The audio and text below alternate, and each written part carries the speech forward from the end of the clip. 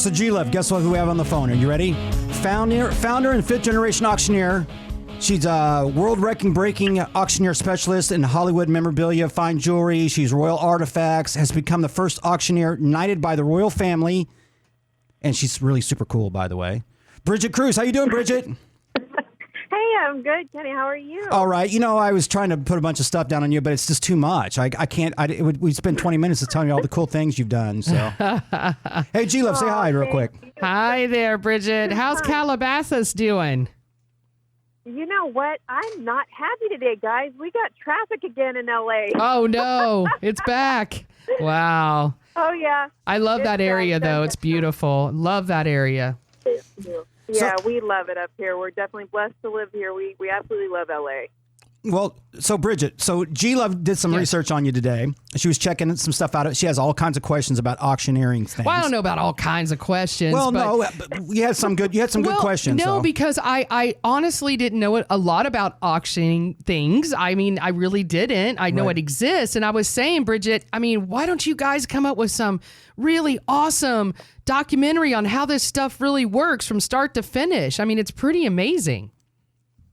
You know what? It's so funny that you say that because we've been in discussions with a couple of different people for over a year. And there are some documentaries that are out there, but none of them are really a full picture, you know, kind of inside what we do. And there's so many different variations of being an auctioneer. You know, so many sectors of the industry, from car auctions to celebrity memorabilia, coins, comics. I mean, there's a whole gamut of my industry all over the place. Yeah, because I was trying to explain to her, I've been to a couple of high-end car auctions before because my dad's a car dealer, right, from Indiana. So I've kind of seen that a little bit. Now, when you guys do auctions, because your company, I forgot. It's Fifth generation Royal Auctioneers. No. But it's called GWS, right? You're right. GWS Auctions. Thank you. That's what I was getting to. But do you guys do that same thing like, hey, blah, blah, blah, blah, blah, blah, blah, blah, you know?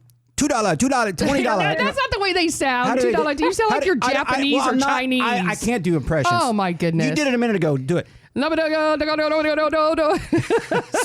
Sold. So you guys kind of sound like the hey, better. Yeah, that's what I was doing. No, but is it still that kind of a thing with the stuff that you do? Do they still do that kind of? You know what? I'm the one in the gallery, you know, that has to be really serious at times because I deal with items anywhere from $50,000 all the way up to $1 million per item. So, you know, there's the gallery style auctioneer, which is the very conditioned voice, and we're talking to you like it's a once in a lifetime opportunity. And then you've got the cattle rattlers and the car auctioneers that are very much so, hey, you know, and doing all that jazz. So we do so many different styles, and benefit auctioneers, which is a whole different animal, they actually have a different style as well. So there's so many different styles of auctioneering. Just depends on the asset class and of course, who your audience is. You know, and another question that I'm actually jealous about, but you got knighted by the royal family. Can you tell us a little bit about that and how that happened? You know, I blame the quarantine. I got that social title, and it's one of those things where it's kind of surreal. You know, you look back at it, it's not really something that I've gotten. I don't think it's hit yet. Right. That actually happened, but we worked with 16 different royal families and represented their estates. One of the most recent ones was the royal family of Vietnam, and then also the King of Italy. When he passed away, we dealt with his family to kind of settle his estate, and that was everything from Machiavelli's mansion over in Florence to oceanfront condominiums in South Italy. So, you know, we've just dealt with so many amazing royal families, and they're kind of in the same group. So when you do right by all of these different royal families, and they take the time to acknowledge you for your quality of work, and they gave me the title of Ambassador of the Arts because I actually took auctioneering kind of as far as I could go, and I learned how to conduct professional auctions in 5 languages. So it really is, I think it's just them, you know, giving us some sort of recognition, and which really was wonderful because anything that, you know, puts my industry in the forefront is fantastic. Well, listen, I'm looking at your picture. First of all, you're very beautiful. I mean, really, you are. Oh, but you have this coat on. I don't know if it's it must be something from the family, like some kind of a cape. And then you got this beautiful piece of jewelry on, girl. I am checking this out. Do not tell me that's real, because that is unbelievably beautiful. Well, what picture? Let me see. Now you want to see what I'm looking at. Look at that necklace. Wow. You had the cape on and everything. Yeah, that's cool.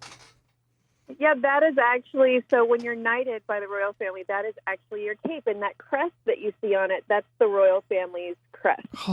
Man, I need that as my profile shot. Can I shot. just live your life for a couple of months? You know what? Can I tell you guys something funny? You know what I want to do just to throw people for a loop one day? I want to wear my cape, from being knighted to Walmart and just kind of walk around. That would be awesome. See, that is part of a documentary that would just get people going crazy. Okay. I mean, yes. Why not? I want the soundtrack. I'm just saying. No, I'm kidding. No, that's a TikTok video for sure. Now with like Paul McCartney, right? He got knighted, right? I mean, so he's Sir McCartney. Oh, by the way, this is going to be the whole interview because Kenny is so jealous that he's not Sir Kenny. I'm totally jealous. I haven't figured out how to pull that one off yet, Brigitte. But the thing is, now, that's amazing. What do they call you? Do they say Sir Brigitte or do they say Sir Dame? Lady Dame? What is it? Dame. Is it Dame? I am Dame Brigitte Kruse, ambassador of the arts. See, that's even more badass. I know. You know what I'm saying? That's better than Sir. Right? I just saw that Dame. She's the Dame. Damn. So I seen Brigitte, I don't know, it seemed like about a year ago or something on TV, Good Morning America maybe. You sold Elvis Presley's plane. Yes. How did that come around? I wish I would have ended my career with that sale. But, it was such a fantastic opportunity. Our seller actually had been paying. There's an airplane boneyard in Roswell, New Mexico. Of all places. And I think I sold that plane in 2016 or 17, if I'm not mistaken. And, it made world news. It actually was the #1 news story in the world over the London terror attacks at the time, which was unheard of. Right. But our seller, he's just an older gentleman who, really this was his last big piece of memorabilia that he had in his collection. And he had been paying to have it stored at the airplane boneyard for 30 years. Oh, he was paying to store it. Nobody even knew it was there. Right. I mean, it was just one of those things. Like, how does Elvis hide an airplane? But it was stripped. Its entire cockpit was stripped. It had no engine, so it really was the shell of an aircraft. It was, in essence, tons and tons and tons of, Elvis Presley's history just sitting there. And I'm looking at a picture of it. Yeah. It still had all the original upholstery. It was amazing. Yeah, I'm looking at the original picture where it's sitting on a tarmac looking picture, and I can't even believe how much it just looks like it's out in the middle of nowhere. I mean, it's Roswell, man. Well, no, but I mean even the grounds. I mean, there's like weeds everywhere, and like a storage unit that you've been sitting on for 30 years. Right. So, Bridget, I have a question for you. What would be like one of the coolest things you've ever sold? Would it be the Elvis plane? I mean, for you personally, or what's the goofiest thing you sold? What's the coolest thing you've sold? Okay, that's like a 3-part question. Well, it's a 1-part question. You know what? It's okay. I'm used to it. Yeah. I would definitely say the plane is right up there. Right. Elvis's jet is going to be pretty hard to beat. We sold his Circle G Ranch mobile home where he spent part of his honeymoon with his wife. So, that was really cool. We sold so many Elvis artifacts. It's great. But if I'm being honest, just from the bottom of my heart, I think some of the most important auctions I've had to me personally are definitely the ones that are tied to autism charities around the world. And just being able to give back to that community because it is so near and dear to my heart. And by the way, P.S., Kenny, congratulations on Rachel Ray and on your book and everything. What a fantastic accomplishment. I'm pushing it like crazy. Yeah, go ahead. Well, as you know, I mean, that's what's going to always be the closest to our hearts for personal reasons. So I think that the work that we do for charities to help children that literally don't have a voice, it's not about the item, it's about what the money does.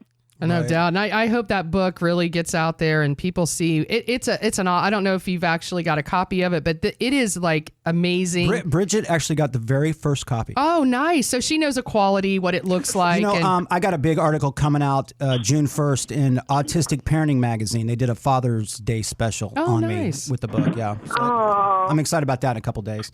But I can't wait. Yeah. So now speaking of just charities and things like that too, I heard something about along the lines that you might be trying to sell Elon Musk homes in LA or something like that. Well, so you found out my little secret and what's going on. Yes. I plan on calling Mr. Elon Musk out in front of the world here this next week when we have appropriate timing. After the launch that's going to be happening on Saturday. Hopefully, it's not going to happen. By the way, it's too rainy. The weather's awful. Hopefully, it happens and all goes well. But what I'm going to be doing is calling him out publicly to allow me to sell any of his real estate at auction, any of his personal effects he no longer wishes to have for whatever reason, and then 100% of that money. I don't want to make a dime. I want every single bit of that money that's made, aside from his portion, of course. We don't want to donate his money without his permission, but anything that our auction house would make, 100%, we want to fund, different adult programs. Once these children with autism age out of the school district, 22 and up, they're kind of your problem. You're left out there to deal with it on your own. And there's so many transitional programs. One in particular I found that I'm enamored with is Alabama. Their college there actually has this phenomenal transition program that not only helps these children with autism kind of transition into college, but also their adult life after that. So it's transitional programming for essentially adults that were children with autism. So right. I really would love to bridge that gap. And I think if anyone's assets can help us do it, it's definitely Elon Musk. Yeah, exactly. So, hey, listen, I want him to call me. This guy just blew up a Space Force thingy in Texas. How many millions of dollars is that? And this is the fourth one that's blew up.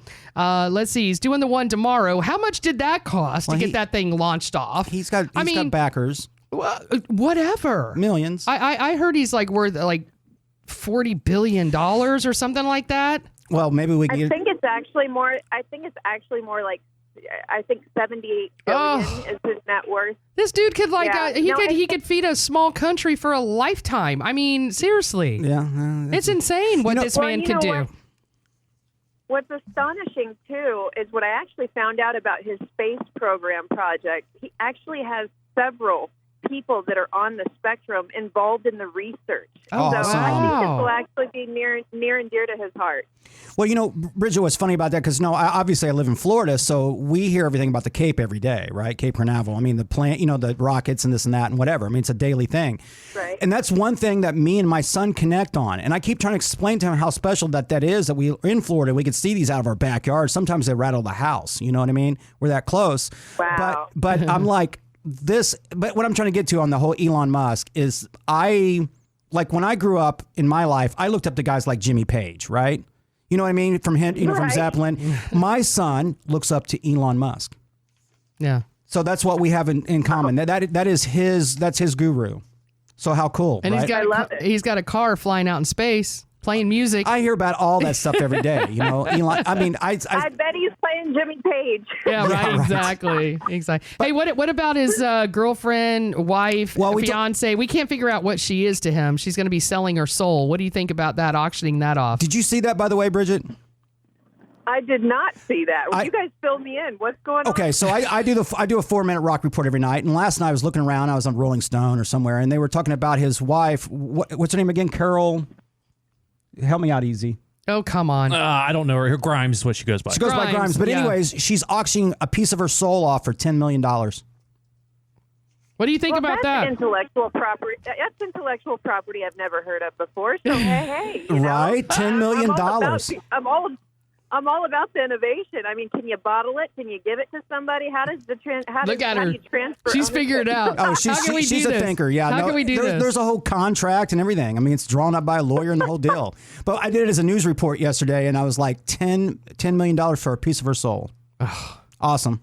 I wonder what auctioneer is doing that. I'm looking for you right now. Oh, I did look that up. It was... I'm looking for it right now. Yeah, thanks. It was one of the big dogs. There's 3 or 4 of them out there that I know the names of, and you go, oh, yeah, I heard of that or that, I would change my last name, Grimes, and she's a very pretty girl, so it's like, why don't you change your name? I don't know, but get on that, Bridget. You can sell that. That's a tie-in right there. Hey, you know what? It's going to be my next phone call, guys. There you go. Just type it in. You could Google that. You'll catch it. But anyways, listen, Bridget, we got to go. Tell everybody how they can get a hold of you. And last thing too, don't you have an auction coming up pretty soon as well? You know what? I do. I've actually got one coming up tomorrow. But our next Artifacts of Hollywood Music Auction is going to be the second Saturday in July. If you want to find out anything more about it, you can visit our website, gwsauctions.com. We work 24/7. We have no life. So if you have something to sell, give me a call. Wow, you're fun. I appreciate it. If you ever visit Florida, let me know for sure. I'd hang out with you in a second. Yeah, right. I'm in. Thank you so much, you guys. Have a good weekend. Hey, we'll Thank you. we'll try to blow Elon up too. So just Well, let us not know. that way. No, I'll pass on her Okay. message. Hey, Bridget, talk to you soon. Thank you. Have a great weekend. Thanks, guys. Bye. Appreciate it. Thanks.